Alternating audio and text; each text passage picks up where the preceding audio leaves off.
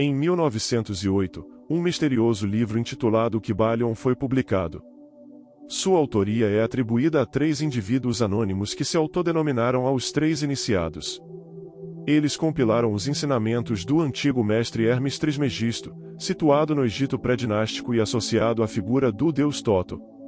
O objetivo dessa obra, envolta em uma aura de mistério e sabedoria esotérica, era condensar todo o conhecimento ancestral herdado de antigas civilizações em 7 princípios herméticos compreensíveis e aplicáveis. Esses princípios fornecem um guia para aqueles que buscam entender as leis subjacentes do universo e como aplicá-las para influenciar deliberadamente os 3 planos de existência: físico, mental e espiritual. Ao longo da história, esses ensinamentos foram guardados zelosamente por grupos e ordens, que mantinham um rigoroso sigilo sobre esse conhecimento. Ler muitos desses textos antigos nem sempre revela seu verdadeiro significado, pois esses ensinamentos e seus praticantes foram perseguidos em várias épocas, levando-os a escrever em linguagem simbólica ou codificada. Um exemplo claro disso é encontrado na maioria dos textos alquímicos e herméticos. Poucos compreendem totalmente esses textos, e menos ainda os colocam em prática. Se o conhecimento não é usado ou expresso, torna-se inútil, incapaz de proporcionar qualquer benefício ao seu possuidor. É crucial não apenas estudar os axiomas e aforismos, mas também aplicá-los na vida cotidiana. Cada indivíduo deve internalizar esses princípios, praticá-los e aplicá-los, pois eles se tornam uma verdadeira posse apenas quando colocados em prática. Os princípios herméticos são 7 e estão todos interconectados. O primeiro princípio é o mentalismo, do qual todos os outros dependem e derivam. Se partirmos do fundamento de que o universo é uma criação mental e que tudo é sustentado na mente do todo, então toda a criação deve ter sua origem na mente. De acordo com outro princípio encontrado no Kybalion, o princípio da correspondência, assim como o todo cria com sua mente, também podemos criar com as nossas. O princípio da correspondência postula que sempre existe uma relação entre as leis dos fenômenos em diferentes planos de existência. Como é acima, é abaixo; como é abaixo, é acima. Isso estabelece que há harmonia entre os planos físico, mental e espiritual. No entanto, também há uma hierarquia, onde o sutil dá origem ao denso, e o espírito ordena e cria a matéria. Isso está alinhado com outro dos 7 princípios, o princípio da vibração, que afirma que tudo está em movimento, que nada permanece estático. Ele explica as diferenças entre as várias manifestações de matéria, força, mente e até mesmo espírito, de onde tudo procede. A vibração do espírito é tão intensa que pode ser praticamente considerada em repouso, como uma roda girando tão rápido que parece imóvel. No outro extremo, encontramos formas de matéria tão densas, cuja vibração é tão fraca que também parecem estar em repouso. Da essência do todo, cuja vibração é imensa, emana toda a criação, que vibra em diferentes níveis. São os níveis ou frequências mais baixas que dão origem à matéria. Isso confirma a natureza mental e sutil da existência. Compreendendo esses axiomas, percebemos que o que vemos refletido em nossa existência material é um subproduto de uma vibração mental ou espiritual. Portanto, para influenciar e mudar nosso entorno e a realidade física que experimentamos, devemos mudar a natureza de nossos pensamentos, nossas mentes e alterar nosso estado vibratório. Outro princípio hermético entra em jogo aqui, o princípio da polaridade. É possível modificar suas vibrações mentais por meio de um esforço de vontade, focando deliberadamente no estado desejado. A vontade direciona a atenção, e isso muda a vibração.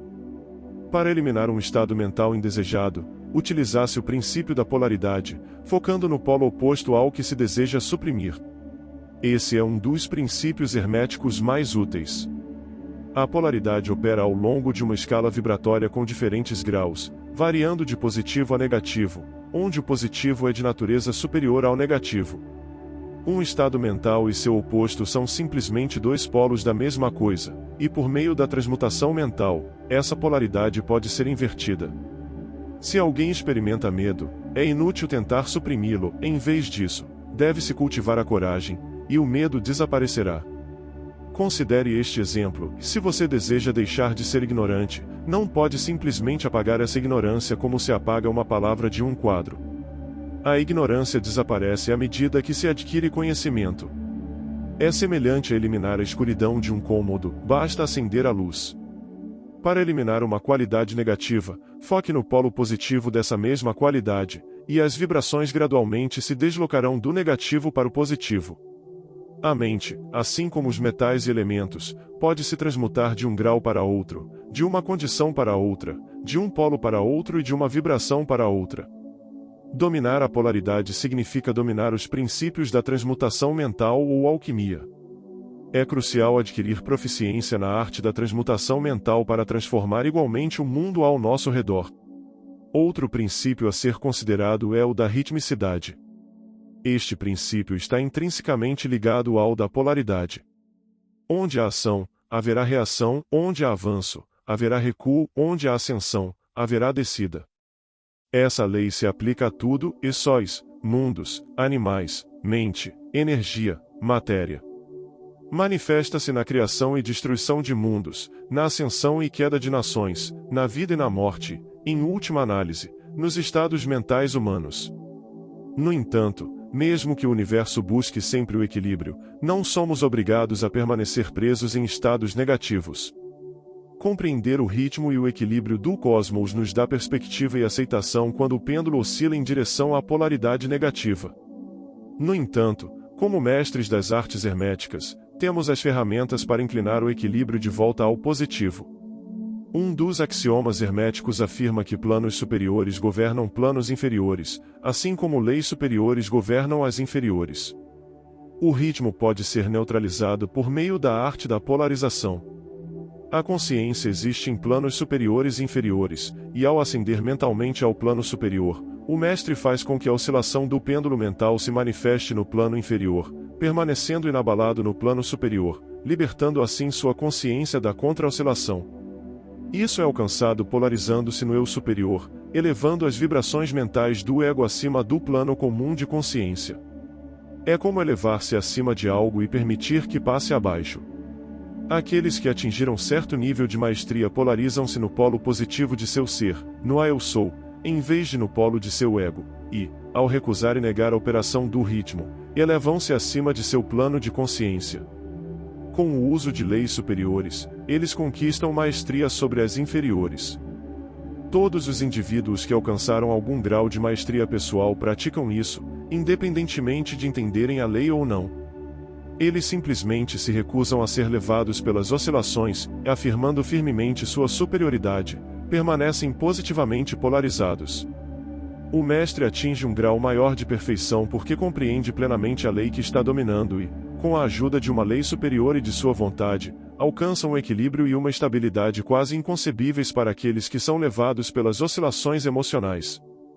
Eles entendem que tudo nos planos inferiores é dual em natureza e, ao usar sua mente, superam adversidades. Sabem que, em última instância, tudo é Maya, uma criação mental do todo, onde o ser se experimenta em incontáveis formas de consciências. Compreendem também que não são apenas uma criação do todo, mas parte dele, essencialmente divinos, um fractal do todo ou da fonte, um espírito eterno encarnado nesta existência material para evoluir, experimentar e lembrar de si mesmo. Sabem que, pelos princípios da fractalidade e da correspondência, também têm o poder de criar e moldar sua própria realidade com a mente. Por trás dos ensinamentos transmitidos por vários mestres e culturas antigas, como o hinduísmo, budismo, hermetismo ou até mesmo Jesus de Nazaré, está o princípio da natureza mental ou espiritual do universo. Se o universo é mental, é fácil deduzir que a transmutação mental deve modificar e transformar as condições e fenômenos do universo e que a mente deve ser o maior poder que temos para afetar esses fenômenos. Para transmutar nossas vidas, ainda restam dois princípios herméticos a serem discutidos: o princípio de causa e efeito, que tem seu equivalente hindu no conceito de karma, e o princípio de geração. Criei um vídeo específico explorando o princípio de causa e efeito em profundidade, que complementará muito bem essas informações. O link está na descrição e também acima.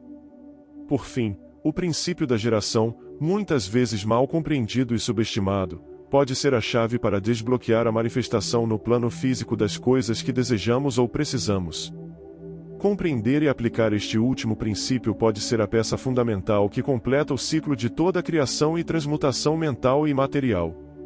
Se você estiver interessado em um vídeo explorando este último princípio hermético em profundidade, deixe-me saber nos comentários, e eu farei isso.